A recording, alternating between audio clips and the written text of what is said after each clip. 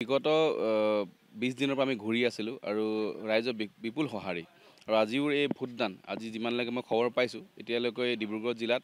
নাহৰকটীয়াত সবচে হাইয়েষ্ট ভোটদান হৈ আছে প্ৰায় 22% ভোটদান হৈছে। মই ভাবোঁ বিপুল ৰাইজ ওলাই আহিছে আৰু ভাৰতীয় জনতা পাৰ্টিৰ পক্ষত ওলাই আহিছে কাৰণ ৰাইজে দেখা পাইছে বিভিন্ন এই চাৰে চাৰি বছৰত কিমান ধুনীয়াকৈ এই হিমন্ত বিশ্ব শৰ্মা ডাঙৰীয়াৰ চৰকাৰখনে কি ধৰণে কাম কৰিছে আৰু একদম গাঁৱৰ সৰু মানুহৰ পৰা চহৰৰ লৈকে কাম হৈছে আৰু গাঁৱৰ যি মূল সমস্যাবিলাক ৰাস্তা পদূলি হওক ৰাইজৰ কাৰণে আঁচনিবিলাকেই হওক বা যি ধৰণৰ সকলোৱে কাম কাজবিলাক কৰি দেখা গৈছে আৰু মই বিশেষ কেইদিনমানৰ আগত আমি ৰেচন কাৰ্ড বিতৰণ যি কাৰ্যসূচী মই ভাবোঁ খুব প্ৰথমবাৰ হৈছে কাৰণ প্ৰথমবাৰ ৰাজহুৱাকৈ ৰেচন কাৰ্ড বিতৰণ কৰা হৈছিলে। গাঁৱৰ মানুহে খুব ভাল পাইছে যে আগৰ ৰেচন কাৰ্ড আগতে মানুহে পইচা লৈ দিয়ে বুলি কয় বা কোনো গম নাপায় কেতিয়া পায়, কিন্তু এইবাৰ ৰাজহুৱাকৈ বিতৰণ কৰা হৈছে। মই ভাবোঁ এই ধৰণৰ যেতিয়া পদক্ষেপ চৰকাৰখনে লয় গাঁৱৰ মানুহে সঁহাৰি জনায় আৰু মই 100% নিশ্চিত প্ৰত্যেকটো ৱাৰ্ডত প্ৰত্যেকটো জিলা পৰিষদ প্ৰতিটো আঞ্চলিক পঞ্চায়ত চিটতেই অকল নাহৰকটীয়াই নহয় অসমৰ বিভিন্ন চিটতে বিজেপি জয় হ'ব আৰু বিশেষকৈ ডিব্ৰুগড় জিলাখনত চক নিৰ্বাচন হ'লেতো 100% কোনো মানুহে কোনো এটা দলক ছাপোৰ্ট নকৰে বা সম্ভৱো নহয়, বিৰোধী নিশ্চয় থাকিব কিন্তু থকা ভাৱে একেই হ'ব।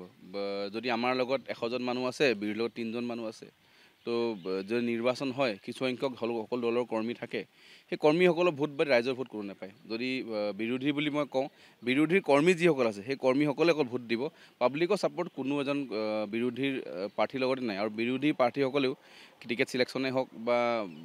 ভাল জেগাত ভাল মানুহক দিয়া এনেকুৱা আমি দেখা পোৱা নাই। মই সেইকাৰণে ভাবোঁ 100% চিটতে ভাৰতীয় জনতা পাৰ্টি জয় হ'ব আৰু সকলোৱে হিমন্ত বিশ্ব শৰ্মা ডাঙৰীয়াৰ যি কাম কাজ সকলোৱে সেই কাম কাজত আকৃষ্ট হৈছে আৰু সকলোৱে বিজেপিৰ পক্ষতে ভোটদান কৰিছে। বিগত 20 দিনৰ পৰা আমি ঘূৰি আছিলোঁ আৰু ৰাইজৰ বিপুল সঁহাৰি আৰু আজিও এই ভোটদান আজি যিমানলৈকে মই খবৰ পাইছোঁ এতিয়ালৈকে ডিব্ৰুগড় জিলাত নাহৰকটীয়াত সবচে হাইয়েষ্ট ভোটদান হৈ আছে প্ৰায় 22% ভোটদান হৈছে। মই ভাবোঁ বিপুল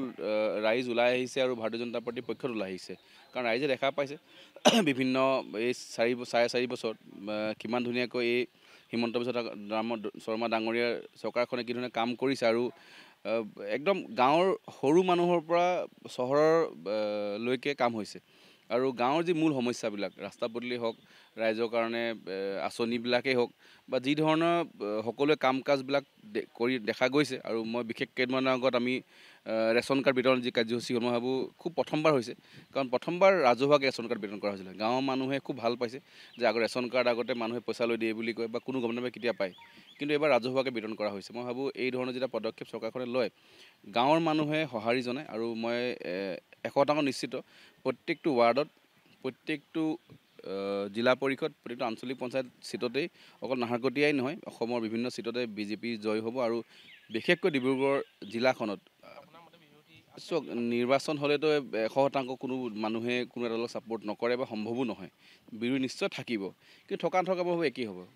যদি আমাৰ লগত 100জন মানুহ আছে বিৰোধীৰ লগত 3জন মানুহ আছে তো যদি নিৰ্বাচন হয় কিছুসংখ্যক সকলো দলৰ কৰ্মী থাকে সেই কৰ্মীসকলৰ ভোট বা ৰাইজৰ ভোট কোনো নাপায়। যদি বিৰোধী বুলি মই কওঁ বিৰোধীৰ কৰ্মী যিসকল আছে সেই কৰ্মীসকলে অকল ভোট দিব, পাব্লিকৰ ছাপোৰ্ট কোনো এজন বিৰোধীৰ প্ৰাৰ্থীৰ লগতে নাই আৰু বিৰোধী প্ৰাৰ্থীসকলেও টিকেট চিলেকশ্যনেই হওক বা ভাল জেগাত ভাল মানুহক দিয়া এনেকুৱা আমি দেখা পোৱা নাই। মই সেইকাৰণে ভাবোঁ 100% চিটতে ভাৰতীয় জনতা পাৰ্টি জয় হ'ব আৰু সকলোৱে হিমন্ত বিশ্ব শৰ্মা ডাঙৰীয়াৰ যি কাম কাজ সকলোৱে সেই কাম কাজত আকৃষ্ট হৈছে আৰু সকলোৱে বিজেপিৰ পক্ষতে ভোটদান কৰিছে। যিকোনো খবৰৰ বাবে যোগাযোগ কৰক 7099017330 লগতে 7099017110 নম্বৰত।